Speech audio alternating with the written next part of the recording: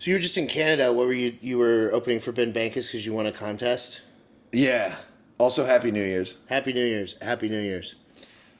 Yeah, so after the Cancun thing, I got some good clips out of that, and then was like, "Yo, I'm doing this competition thing, where you should like collab me on a clip, and whoever gets the most 10 out of 10 ratings, I'm gonna pay you to come open for me and fly you out and stuff."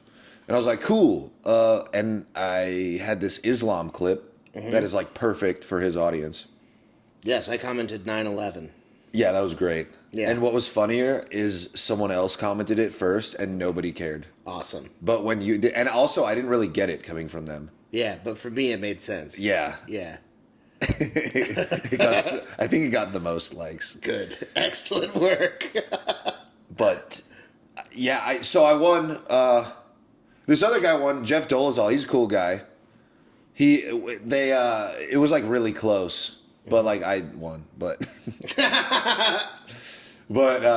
Ben was like, I already talked to him, and he's got a kid on the way and stuff, and he's really funny too, and he's a cool guy. But I'm the best, and I'm just messing around. But I did 15 minutes. We had 4 shows. Me and Jeff were on the flights together. Nice. And we did 4 shows. There were 250 people each, sold out. Banks' crowd is so much fun. Yeah. They didn't really get my DMT ketamine stuff, so I diverted to more racism. And they loved it. Loved it. It's not something I do. I don't really do the racist stuff. Yeah. I like to be offensive in other ways. Uh-huh. But so I literally went out there on the second show. I was like, dude, fuck it. Let's go. You know, you're doing like a whole weekend and you're like, it's going so well. Let's just try some shit. Yeah. So I just went up and I was like, what's up, my Niagaras? and it crushed. Of course it did. We were in Niagara Falls, Canada. Yes. For the listeners. Yeah.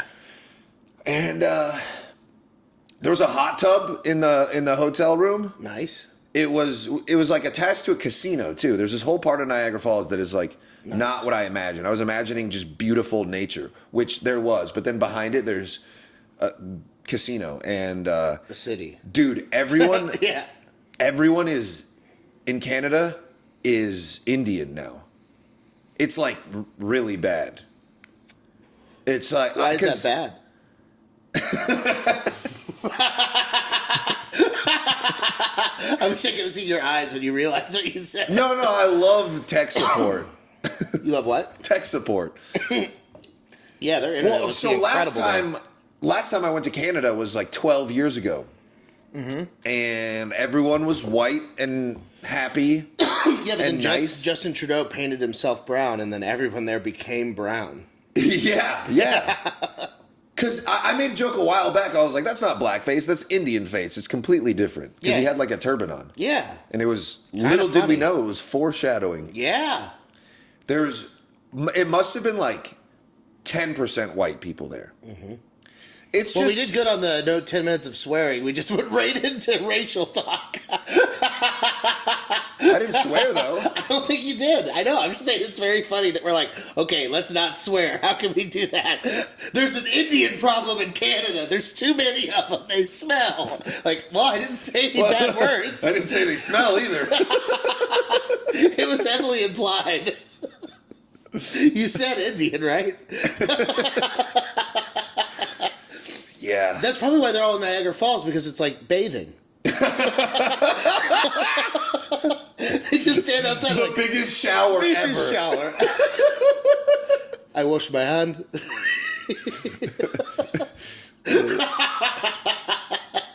That's so crazy to think someone in India is like, we'll never shower here. I will go to the biggest shower in the world. They just all moved to Niagara Falls. Yeah, and then they live at the top of it where you can't even shower. Yeah. It's like, no, go to the bottom. Oh, yeah. Canada sounded awesome. Yeah, I bet those crowds are. It's so funny because, like, when a comedian blows up for doing, you know, I would say, like, I guess offensive type jokes, but more blue humor, then, like, you know that their crowds are going to rule because they're down for anything. Like, they're just a comedy crowd that's there for whatever you want to say. Yeah, well, like I said, they didn't really get the drug stuff, and not that I didn't realize this before, but Austin is a very drug culture heavy place where well, a you lot of talk the major about cities are. ketamine being like riding digital inner tubes, and everyone's like, "Oh, I know exactly what he's talking about." And you do that in Niagara Falls, and they're like, "What, dude? I fucking work on a farm or whatever they do." I think a lot of them worked at a casino. Yeah. A lot of them drove down from Toronto. Nice. But yeah, we were at a Yuck Yucks, and it was yum yums. dude, Ben Bankas is so good, man. Yeah. He's great. I remember meeting him at the old Sunset and thinking the guy was fucking awesome, and then watching him blow up with his Olivia Chow videos. And just, those are so funny. And just watching him stoke the fire and just like people trying to cancel him online and selling out more shows. It's just been cool to watch. Yeah, Tristan Tate tried to get him canceled. Is that Andrew's brother? Andrew Tate's brother. That's hilarious. Was like, it would be a real shame if someone called in all these places and got him canceled from doing comedy. What did he say? Did he say you shouldn't rape women or something? Why was Tristan Tate mad? I don't understand. I don't remember what the thing was. Is he making fun of his crypto scams or something? Maybe Anyone whose brother owns a Lambo is gay. We should cancel Ben Bankas. I think he was like making fun of Christianity or something. I don't know. It's so wild when like super alpha tough bro dudes get upset about stuff. It's like, what was the point of all of your stupid frickin' tweets if this is who you are? Like, don't talk bad about Jesus. I believe he's the most powerful and he can't handle your mean words on Twitter. They should rebrand Jesus as jacked. Yeah. With like a fade. They've tried. And a Lambo. Oh yeah, Korean Jesus. Yeah, Korean Jesus is yoked. Asians are always the best. they're so smart. Did you see their dragon drone sky show where there's like a dragon flying around made of little drones? Yeah. So Every much time- cooler than fireworks and reusable. And they invented fireworks too. We have cool drone shows here too. There's that guy that put the QR code of drones in the sky and rickrolled all of Austin. When was that? Like a year ago. That's so cool. Yeah, he's a genius. And then I think he did it again this year and was like promising not to do it and then did the exact same thing, which is even cooler. While you were in Canada, I went on a little California jaunt. So last time that we did this podcast, I had just driven back from Dallas and was just like running on fumes and didn't have enough jokes written for the roast and was freaking out. And so I just like had panic attacks for the next couple of days. And then I ended up writing a joke in the room while I was waiting to get on stage while they were judging the battle before, because Tom was standing over here and I was just looking at him. I was just like, what can I say about this guy? And then I thought of a joke. Boom! And then he hit me with one. The whole battle is going to be on YouTube soon. It's awesome. But he told me that I look like if someone tried to draw their mom on a boiled egg. And it just crushed so hard. That's pretty good. It's very funny. And then I hit him with the one I wrote that day, which is that he looked like anytime a snack gets stuck in a vending machine, he shows up and goes, "Don't worry, I got it," and then hits it. He was wearing like all denim, so it worked really well. But so I won the battle, super fun time. Corday was one of the judges, which was very cool. And then also Zach Fox, who I'm a big fan of.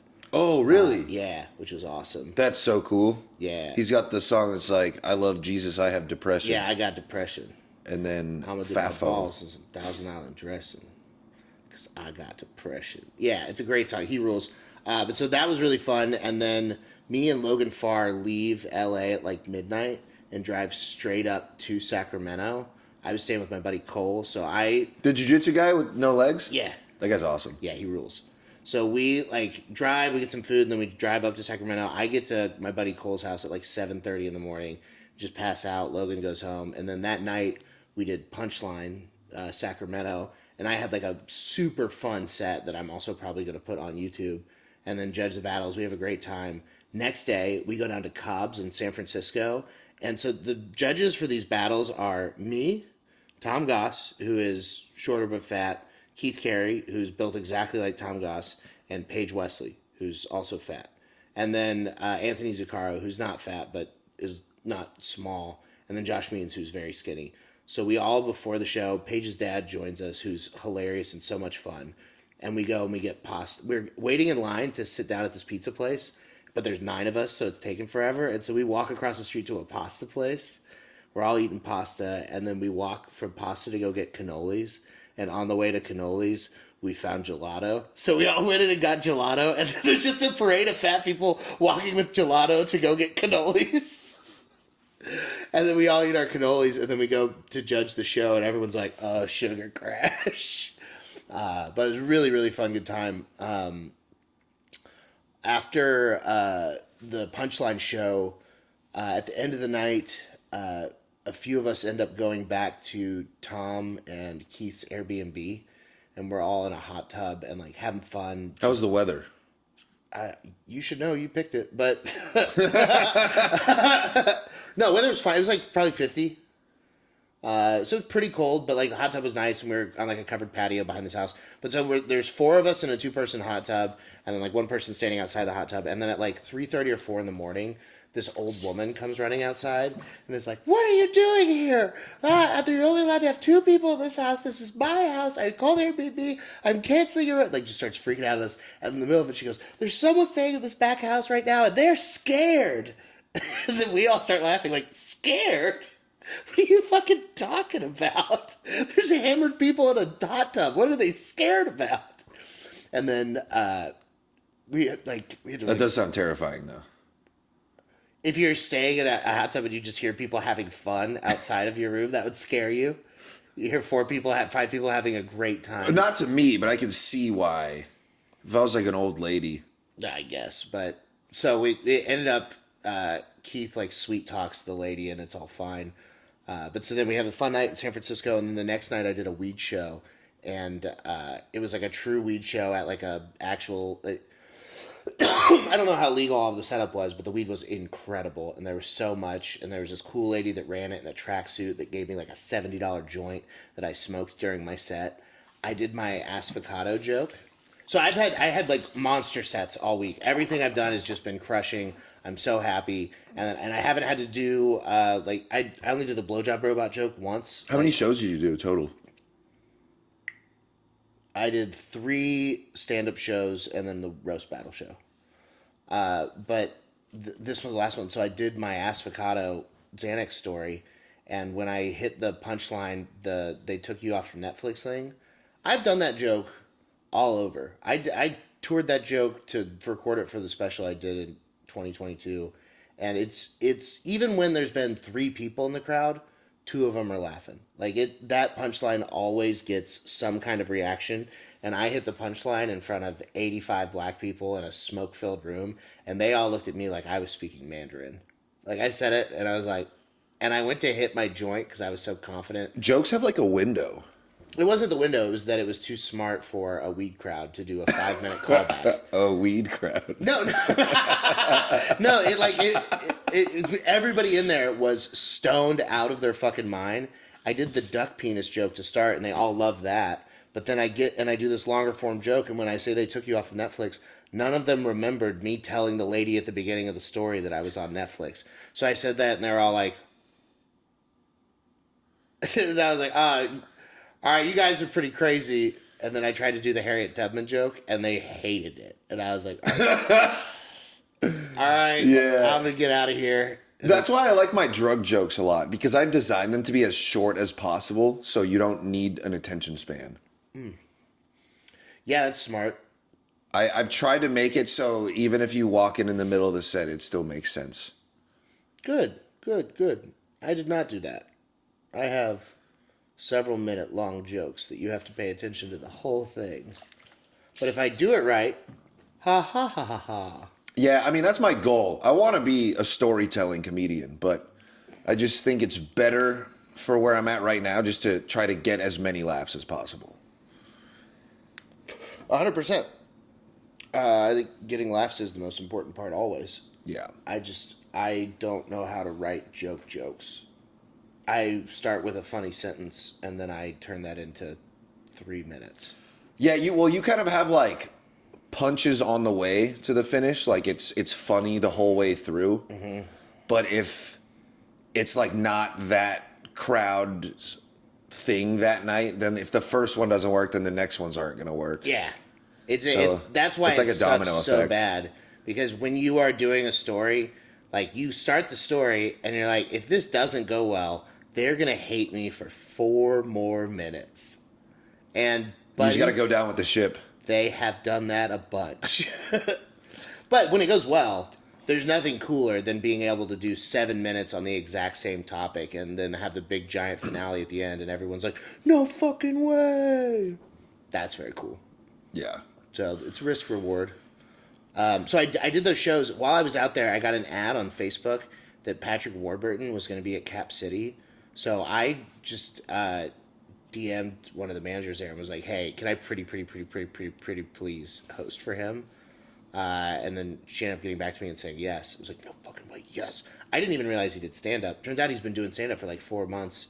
And it was really cool to hear him talk about how like it was like creative freedom. If you don't know who Patrick Warburton is, you should kill yourself. I think we've made it past 10 minutes now. So kill yourself. It's just like we're at 16, we're good. But he's incredible. And Yeah, I loved him as Gronk in The Emperor's New Groove. yeah, he has a funny joke where he brings that up. He has a bunch of funny stories. He has some funny actual like stand-up comedy jokes. He had a friend of his that came to the show the first night. Me and Brett Vervoort were on the show. So she was featuring, I was hosting, and so we were sitting in there. And Patrick's like friend came in and was telling us all these stories about Patrick being California state champion arm wrestler. Brett who? What? Brett who? Brett Vervoort. Was he named after a manual transmission? It's a girl. Vervoort. And yes, she was. Vervoort. No, so he told us this whole story, and then the next night I asked Patrick about it afterwards. But so funny is the story was like that they're at a bar, and this guy that played for the Los Angeles Raiders comes into the bar and sees Patrick and challenges him to a arm wrestling match. And because Patrick is the state champion, he can't refuse. And he swipes everything off the table and goes, let's do it. And then they're shouting and arm wrestling for 4 minutes, and Patrick eventually wins. And the whole place goes crazy. So that's the story we're told. And I asked Patrick about it. He's like, it's funny how stories become a legend. It has the coolest voice of all time. It was a good impression. Thanks. It's not. But but so he's saying that like, they're at a bar that was after they would rap on rules of engagement. There was this one bar they went to all the time because they called it Sticky Bar because everything inside it was sticky, and they would That sucks. or it looked like it was sticky, just like a shithole bar. But so they would go there, and one time this like giant like 6'5", 300-pound dude walks in with his posse, and one of the people in his posse sees Patrick and goes, "Oh look, it's the Tick." How tall is he, Patrick? Probably 6'4". He was taller than me. And he's built like a fucking brick shithouse, dude. He's jacked. He's 60, and he still is like great shape. So he just looks like every character he plays. Yeah, 100%. Dude, he told me at 54 he got his bench press max up to 405. That's fucking awesome. That's something and to then look he hurt his forward to. back and was like, I'm just going to lift light, and he still looks great. Anyway, so this 300-pound dude walks in. Someone points out and goes, that's the Tick. You should arm wrestle him. And then the big guy goes, I wouldn't want to embarrass him. And so that's when Patrick turns around, clears the table with his arm and goes, let's have some fun. And then they arm wrestle. Patrick beats the guy. And then the guy's all sad at the bar, and he goes over to check on him. And he's like, what happened? He's like, I've never lost before. And he goes, yeah, me either. It's like, yeah. It's so cool. It's such a cool guy. He's got a good mustache. I saw too. He's got an incredible mustache. He's got great stories. He's also like super into like 90s era rock, and has like a whole joke about like NXS and Oasis and like Jane's Addiction and like all these bands, and he refers to Alice in Chains as AIC in the joke. It makes me so happy. I've never heard anyone abbreviate Alice in Chains before, and it's just like I've been listening to Alice in Chains all week as well because of Eddie Bravo. That's wild. Yeah, Cool guys just like them. yeah. But it's cool to see him, and like, because you can see in his stand-up his personality coming out. You know, everything else, like you hear his voice and you see the spin he puts on the characters and like voice acting and acting and all the stuff that he's been in. But those are all scripts to some extent. As much personality as he brings to them, there's still stuff to it. But when he's doing stand-up, that's all his. That's all just his thoughts. And that's how he feels about stuff. So you hear the cool voice and you hear the comedic timing that he's learned over the years. But then you hear his thoughts and what he's chosen to talk about, like rock music and stuff. It's like, that's cool. Canada was warm. Ben was like, it's supposed to be -5 there. And I was like, fuck. And I brought this big ass coat and long johns and gloves and a beanie. Yeah. The whole 9 yards. And then? And I walk out fully dressed Yeah. the next day. I'm like, let's go explore the falls. I walk outside, it's like 60 degrees outside. So you didn't, while you were getting dressed at any point, look at your like phone and be like, I wonder what the temperature is outside. No. No, it looked cold. I wasn't going to go down 5 floors and stick my hand out and be like, yeah, I'm going to go back and change. 6 seconds. Open your phone, weather. Yeah, next time I'm going to do that, but it didn't cross my mind. I check that app every time before I leave the house now. I think I'm old. I'll tell you an app I do check. It's called Turbly. Turbli. Oh, that's the turbulence one. Yeah. Yeah, why are you so scared of turbulence? I'm not scared of it. I just don't fucking like it. I don't like feeling like I'm falling over side to side. Up and down, I could do that. The side to side, no. Not for you? I need my head above my hips, ready to. Okay. So I look up. Usually, when I look up Turbly, it's like a little graph, and it goes light, moderate, and strong.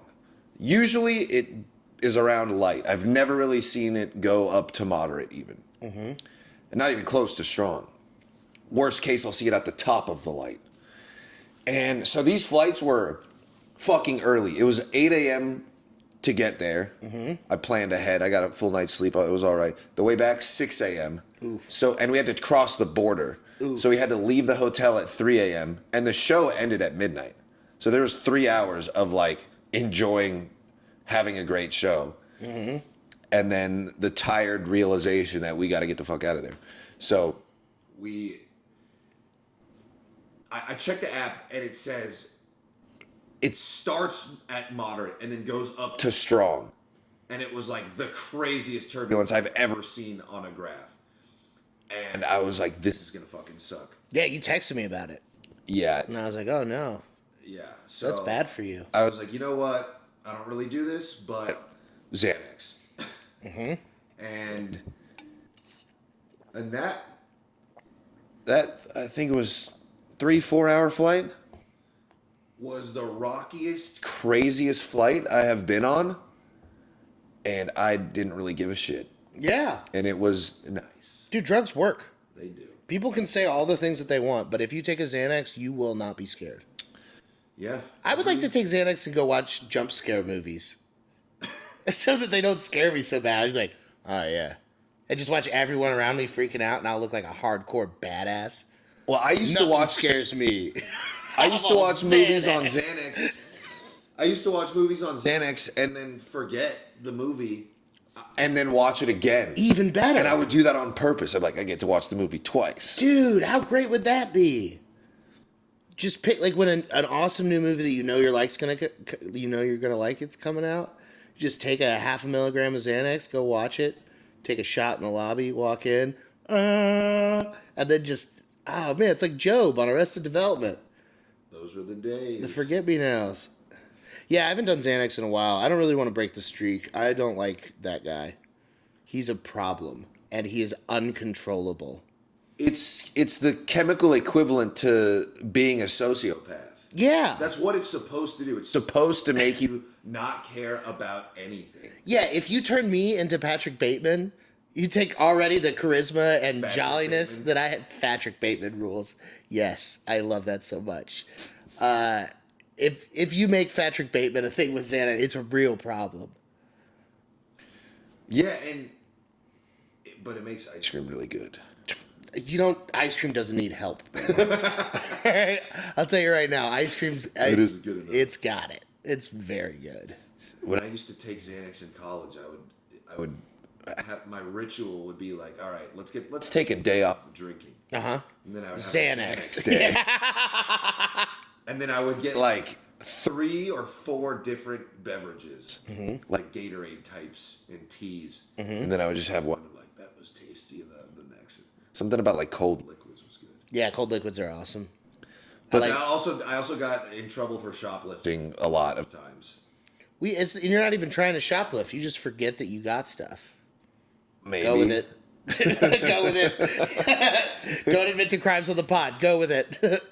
Well, no, I didn't mean to. Yeah. But they told me I did, and then I was like, I probably did that. And yeah. I paid them, and I was like, I'm sorry.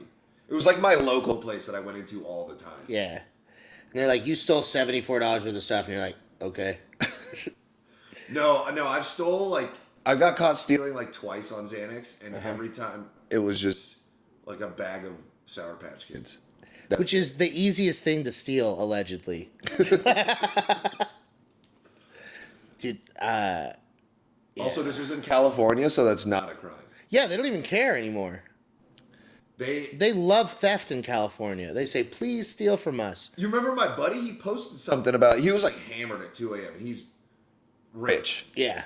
He doesn't Need to steal. Yeah. But he was just trying to prove a point. He was next to a cop in San Francisco. And it was just like, wait, so I can steal this and you can't arrest me? And the cop's like, nope. And he's like, what? And then he just steals it and then goes outside, and then the cop's outside and he's still filming. He's like, so you're just not going to do anything right now? And he's like, no, I mean, if the owners file a complaint, then you can be arrested for trespassing if you try to come back again. And he was like, that's fucking crazy. And then he just went in and put the stuff back. Yeah. But, yeah, road trip, let's go to California. Yeah, let's go get a bunch of free stuff. Although I think they just changed it, because I saw a video of... Now you can only steal if you give Gavin Newsom a kiss. You gotta give him a little kiss and say the Dodgers are the best, and then you can steal whatever you want. All right. I love Shohei Ohtani. Give me an Xbox. I think they just changed it, though. I saw 2 women get arrested for... I didn't even Being watch... out of the kitchen. Oh, dead air, my favorite. They were... Boobing breastily in public. They were arrested for it. No, they got arrested. They like stole some shit and then walked out. And then they were like, hey, that's illegal now. And then they got arrested. And they're like, wait. Hey, that's illegal now. Wait, I thought I could steal. That's illegal again. Yeah, I don't know, man. I've always, I don't know if it's like class conditioning where it's like they just teach you that stealing is wrong because they don't want to hurt like the overlords or whatever. Because if everybody was down with stealing, there'd be chaos. But like I've always just looked at stealing as like a trashy behavior. Like, why are you gonna steal? Just buy stuff. Who cares? Yeah, I mean, stealing is one of the worst things you can do. Yeah. If you steal from another person, especially. Yeah, that sucks. That's like... Dude, getting stolen from, one of the worst feelings. Yeah. Have you been stolen from? Yeah. What was the last thing you got stolen from you? That you can talk about on a podcast?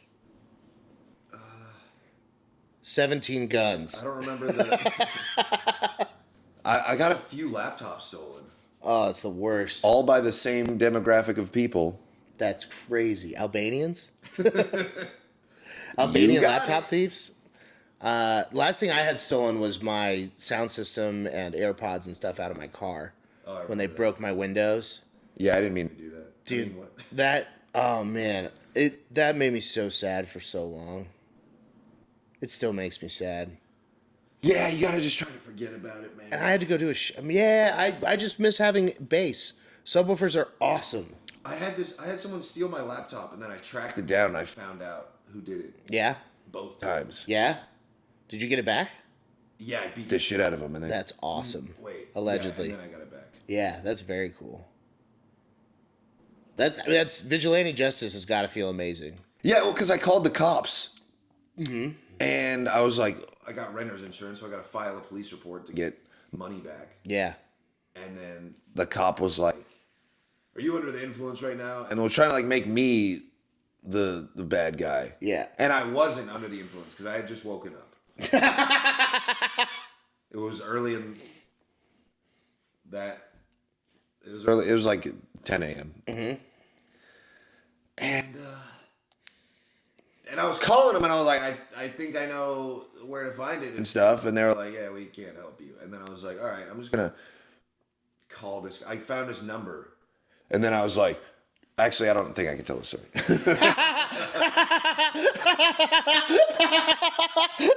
I was wondering, like, man, there's no way that this story ends in a way that he wants on a podcast. I wonder when it's going to happen.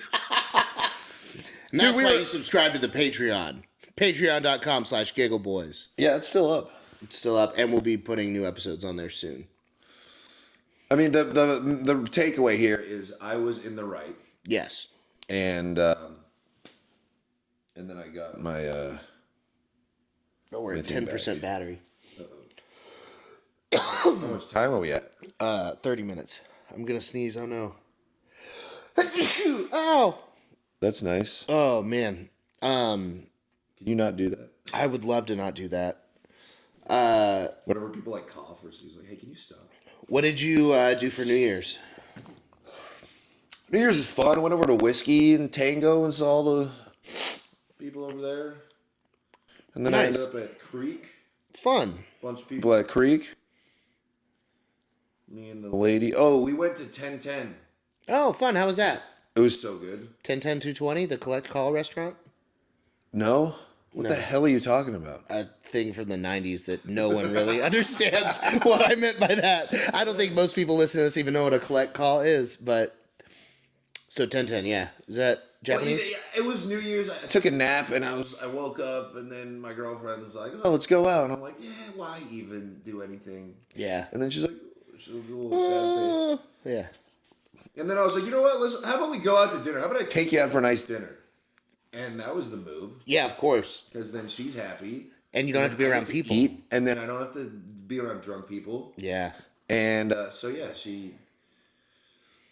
we went over to 1010 and had this, like, a bunch of courses. And then they messed something up. So I got a free 2 A5 Wagyu with caviar on it. It was the whole meal was so good. That's awesome. That's the best when that happens. And then we dressed up nice. Yay. And we were right next to Whiskey, so we just walked right over there, and everyone's like, "Oh, hey." That's fun. It was cool, man. It's fun seeing everyone when you just got back from a thing and, like, things are going well. Yeah. And you're like, "Hey, everything's awesome." Yeah. Because when nothing's going well, then you're just like, "I don't deserve to be out having I hate fun." my life. I'm so sad. Everyone sees me knows I suck. Yeah, everyone knows I suck. Yeah, but then I come back from, like, this awesome trip to California and crushing it hosting for Patrick, and he thinks I'm awesome now, and I got this awesome recording. Dude, I wonder if I can play it. Yeah, I bet I can. So I took a voice memo because at the beginning of all of his sets, he would thank me and Brett and be like, "Give it up for Mike Eaton and Brett V." to start every one of his sets. You've been jerking off to it. Well, no, because I would go, because I'm hosting, so as soon as I brought him on stage, he would say that so I could hear it in the back room, but, like, there was no way I was going to get a recording of it. So for the last show on Saturday, the late show, I was like, I'm going to set my phone up with the recording app open when I bring him on stage so that I can go back there, hit it, and put it up to the speaker. And so I did. And this is the only time that I recorded it. And what makes it so funny, he's got his music. How about a big hand for Mike Epps, Mike Eaton, and Brett B. Kick ass. They're awesome. The one time I go and get the recording, he says Mike Epps. And I'm like, no way! He said a much cooler, more famous Mike. But then he corrected it, so he said my name a couple times. But I don't know, that's one of those special things. Like, now I have that. That's very cool. Did he do that on purpose? I don't think so, because he didn't do it on any of the other shows. He only did it that one time, and it was the one time I recorded, which made it even better. He has the coolest voice. The coolest voice of all time. He said, him saying my name every time was just like, yeah. That's Joe from Family Guy. Joe said my name. Look, it's Gronk. He said my name. You should make it Brock Sampson said my and name. then have that audio and then have the mouth move. Oh, man. All right, podcast is over. I got to go do some stuff. Yeah, but, like, coming back from doing all of that stuff and then going to, so I went and signed up for Kill Tony at the arena and went with a bunch of people, which made it way more fun. I went with Jamie and Emily and their friend Peter, who's very cool. And so we had a good time, and then I got to go backstage afterwards and hang out with Darian and Casey. And then I went with them to go to the big after party. and we stopped at Casey's house to grab some stuff on the way, and like for him to drop his bag off and everything. And while we were sitting there waiting, he was showing us some records, and we just like missed the countdown. Like I looked at my phone, it was like 12:07. I was like, oh shit. Happy New Year, boys! Yeah, and then we left and we go to the party, and I won't say too much, but the party was very cool, and there was a lot of very cool people walking around, and a lot of very cool stuff happened. You got me sick. And I got to see a bunch of awesome friends, and it was a very cool way to bring in the new year and feel like a cool person. And because I had done cool stuff recently, I didn't feel like I didn't belong there. Yeah, that sounds dope. Yeah, I went to Kill Tony the night before. yeah. And I shouldn't have done that. I should have done the night that you and everyone else did, but it was cool. I saw Andrew Dice Clay. I was right there. My seats were comfortable. You remember when he hit on that girl you were dating? Andrew Dice Clay? Yeah, at the Comedy Store. Did that to you? No. Yeah. You told me the story. I bet it's on an old episode of Giggleboys. Are you sure I'm talking about him? Yeah, 100%. The dice. Yeah, I don't remember that. the gloves. Yeah. The only guy that is Andrew Dice Clay. yeah.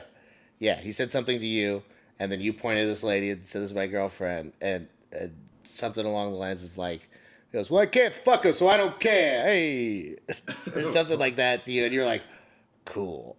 And then you called me like 5 minutes later. You're like, "Andrew Dice Clay just hit on her." Was it the first girlfriend or second girlfriend? First, the one I called the cunt. Dude, I do not remember that at all. That's crazy. Fuck. That's wild that you don't have that saved in your memory banks. Is like a very fun I highlight. remember telling Anderson Paak that he could fuck her. That's pretty I cool. was like, hey, this is my ex-girlfriend. You can bang her if you want. And they both looked at me like, what the fuck's wrong with you? And I was like, You're welcome. if you guys are into it, I mean. Yeah, after I said he sucked. Do you remember when we were doing that backyard show, and Tim Dillon went on after you and Yeah. was making fun of your DMT joke? Yeah. And you were like standing talking in the back, and I was like, "Hey, dickhead, watch this! This Yeah. is way cooler than whatever the fuck you're doing. Tim Dillon's making fun of you over here. Look." Yeah. Dude, that was cool. That was a fun one. It's funny how comedy just happens. You get these little spikes every now and then. And they get bigger and bigger. Yeah, the spikes get bigger and further between, Yeah. and then you die. Yeah. And then hopefully one day you're a spike in someone else's life. Well, I'm about to go put a spike in my arm. You know what I'm saying? Insulin? Or heroin. Oh, I just want to lose enough weight that people don't immediately laugh at fat jokes. Like, I want there to be hesitation. Like, they can still laugh at them, but be like, You got a ways to go. I know. I'm aware. I weighed myself today. You have to lose a person. Or two. Probably two people. 2 children. 2 kids. I weighed myself today. I'm down to 276 with shoes on, or 273 with shoes on. At the end of August, I was at 310. Nice. That's scary. I was at 310 pounds. Yeah, I saw your post on Instagram today, and I was like, oh, you only have 3 chins now. Yeah, I'm losing chins. I'm losing breast. I've gone down a cup size. The boys. That's what I'm mad about. Yeah, black men stopped texting me. It's like, how much did I really lose? You know? No, I don't know. I think I'm like, I still enjoy being a fat person. Like I like fat activities, but I think it's more fun to be able to move. Yeah, well, you can do fat activities if you do exercise activities. And then it becomes more fun. Because then you can lift a bunch of stuff, and you'll be like, yeah, I'm strong. And then you can eat a bunch of stuff, and you can be like, yeah, this is making me more strong. And it becomes this self-sustaining cycle of power. I think like also like when I eat boring ass fucking chicken and rice and vegetables, that when I have super awesome meals, it's like, yeah, this is worth it. Mm-hmm. Like when I eat truly decadent stuff, like going on that trip in San Francisco, I didn't feel even slightly bad about having pasta, gelato, and a cannoli. So it's like Should have. No one should feel bad about that. Everyone should do that at some point. The Italian triple play is one of the greatest things you can do for yourself. Pasta, gelato, cannoli. Yeah, that sounds amazing. Dude, I had a cream fraiche with baked apples gelato that was 10 out of... It was tart because of the cream fraiche. And then it had like the caramely, sugary sweetness of the apples but they were diced so small that you didn't get like the sogginess. All right, the camera died while I was talking about delicious ice cream, and now you are obsessed with some special that you need me to watch? Oh yeah, this Alex Schultz. He's one of Sam Hyde's guys. Okay. I think he was there when I was on Fish Tank, but I didn't talk to him. I think he's Okay. one of the camera guys. He's one of his producers. Yeah. He came out with this special. It's like 16 minutes long, called Vanilla N-Word Part 5. Okay.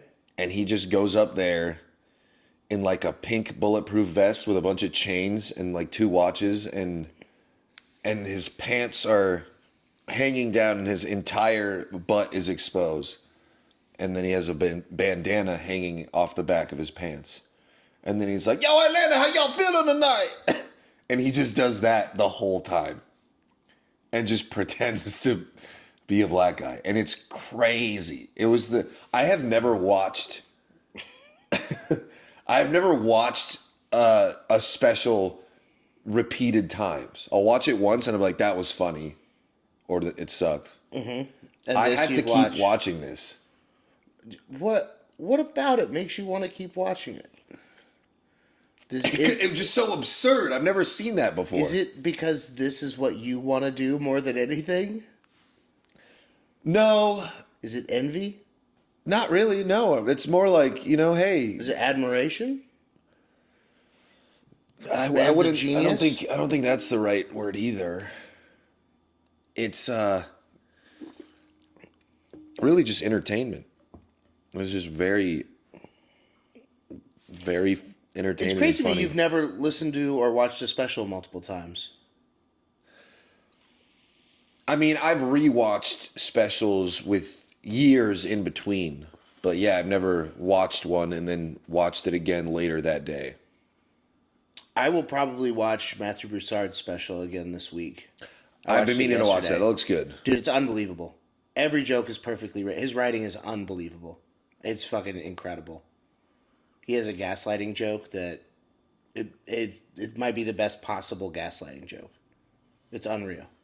He has awesome Jewish jokes. They're friendly and approachable while still being silly. It's great. Talked about it. I've watched Rory Scovel's newest special 3 times already. I gotta watch that too. It's so good. It's on HBO. I still love watching a special. I hate seeing a 15-minute thing called a special by a guy that's probably been doing stand-up, 6 months? A year, maybe? Or has he, been doing stand-up? I don't know. I don't know. It's like something like that. I guess calling it stand-up. That's more like a performance piece. Like, he's doing a character. Yeah, and there was editing too. Yeah, I don't... It was kind of like, it was like a skit. It was like a performance skit Yeah. It's too long. in the form of... I guess my thing with something like that is the people that are going to find that funny and awesome, are they going to be people that understand the irony of ironic racism, or are they going to be people that honestly think that racism is hilarious and are laughing for the wrong reasons? I mean, I don't really see a difference. Okay, that's fair. I mean, that's one way to approach it. I have had moments with the Harriet Tubman joke where people laughed at it in the wrong way, and it made me uncomfortable. It's like, I don't like that you are liking that part of this. I don't really think about the analytics behind the laughs. I hear laughs and I'm like, that means it worked. And then if I get laughs again, then I'm like, oh, it double worked. So I'm a genius. I don't know. I've started to think about it more just after conversations I've had with other comedians. Just about the impacts of jokes on people. Because I don't want to be a part of anybody's reasoning for doing bad stuff. I don't want anyone to do or say mean or bad or hurtful things and then justify it by something I've said on stage as a joke. Well, I went through that a little bit, thinking about how I kind of feel bad about some of my material. That the best I can do is just being really mean about stuff and promoting unhealthy lifestyles, and I was like, well, do I really want to put that out there? And then it was like, well, it's either that or kill myself. So I don't think I really have a choice. And you don't want to make the world a better place. Dude, watching you sing that at the other night when we were at Jamie and Emily's, y'all were rapping back and forth. Oh yeah, we were freestyle singing. We were getting it. That was fun. It was super fun. But then you said, I don't want to kill myself. I won't kill myself because I don't want to make the world a better place. And nobody laughed. And I was like, that usually kills on stage. The video made me very happy. Yeah, that was a good one. That was a good night. And then Jessica was just assaulted me. I was molested.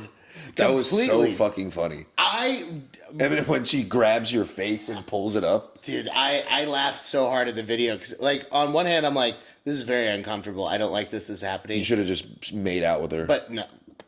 So that was probably too honest of a reaction. But no, thank you. But I just, when she was doing that, everybody was laughing so hard. I was like, well, I'm not going to, like, tell her to stop because this is hilarious. But then when she grabbed my face, I laughed very hard. And I was like, my face is too close to your face. I don't like this. And then I was like, is this how girls feel all the time? Am I a lady now? Did I just get bitched out by an alpha bro that is Jess Misitano?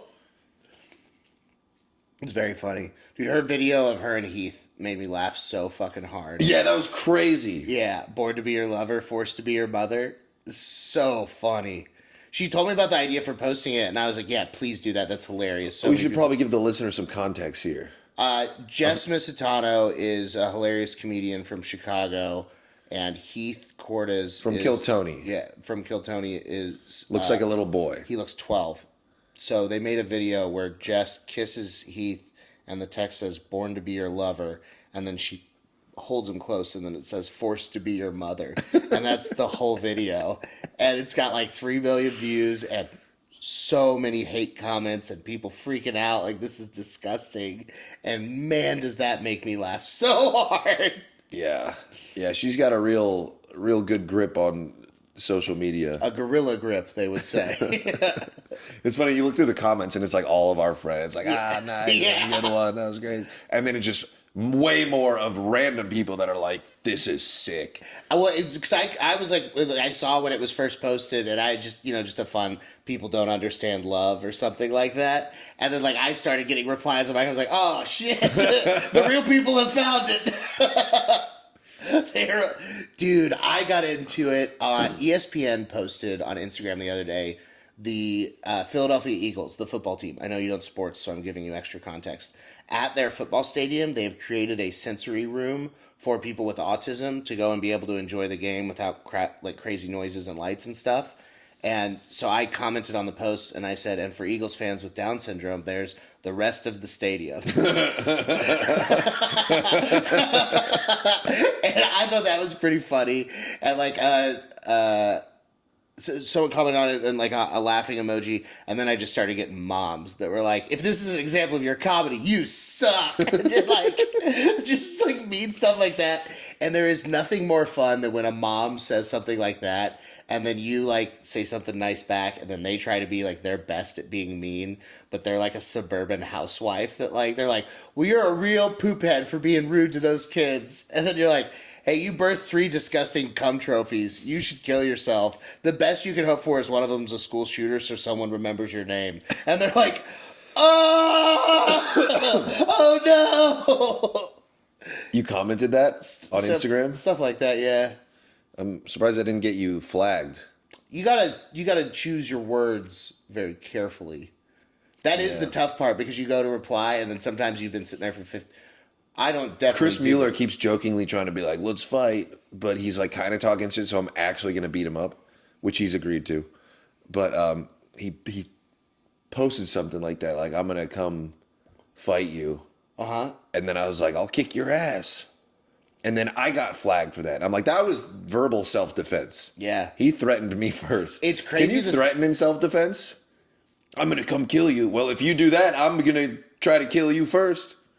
Is that a threat, or is that self-defense threat? I think it's stupid. I think all of that, if you tried to tell it to a lawyer, he'd be like, please leave my office. Can I threaten in self-defense? He threatened me first, so I threatened back. Is that legal, Your Honor?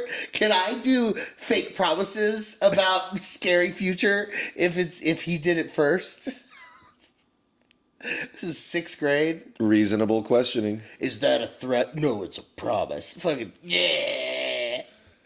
Is that a threat? Just hit Well, this somebody. is a return threat. Is that a threat? No, it's a direct message on Instagram, you idiot. Yeah, you should fight him. If someone wants to fight you, you should fight him. You do fighting. It's like your favorite. Well, I've sparred him before, and I go very easy, and I am way better than him. And I don't know what his fucking deal is. But he's not actually...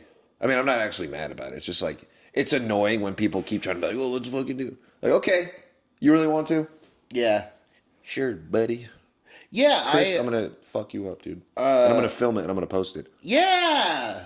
On the Patreon, if you want to watch Eli beat the snot out of Chris Mueller, I will be doing live commentating for this fight, I've just decided. I'll be doing color commentary with my very limited fight knowledge, and we'll be making up the names of moves and suggesting probably not the right strategies for both fighters. And Eli comes in with a right spaghetti donut. Yeah. Speaking of that, we're brought to you today by Mike's Spaghetti Donuts. That would be so cool if we could get sponsored by food companies. Do you want more customers? Well, come to the Giggleboys and we'll eat there. I'll eat there. Yeah, same. Yeah. You got anything cool coming up? Remind me to get on the Giggleboys TikTok.